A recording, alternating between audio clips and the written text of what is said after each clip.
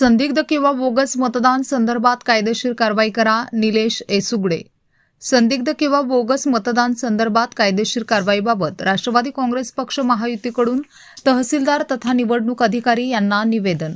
वरील विषयास अनुसरून विनंतीपूर्वक कळवू इच्छितो की पलूसमध्ये होऊ घातलेल्या पलूस नगर परिषद सार्वत्रिक निवडणूक 2025 चे मतदान हे दिनांक 2/12/2025 रोजी होणार असून सदर मतदानासाठी जाहीर झालेल्या मतदार यादीमध्ये संदिग्ध तथा बोगस स्वरूपाची नावे प्राप्त झालेली दिसून येत आहेत।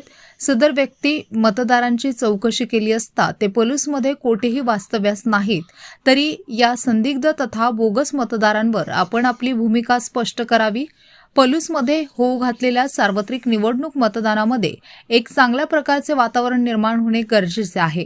आपणास आम्ही विनंतीपूर्वक सांगू इच्छितो की सदरच्या बोगस मतदारांवरती आमच्या पक्षाचे कार्यकर्ते तथा उमेदवार लक्ष ठेवून आहेत। होणाऱ्या बोगस मतदानावरती आळा बसणे गरजेचे आहे। तरी आपणास विनंती की या बोगस मतदारांवरती योग्य ती कायदेशीर कारवाई व्हावी असे निवेदन। तहसीलदार तथा निवडणूक निर्णय अधिकारी दीप्ती रिटे यांना हे निवेदन देण्यात आले।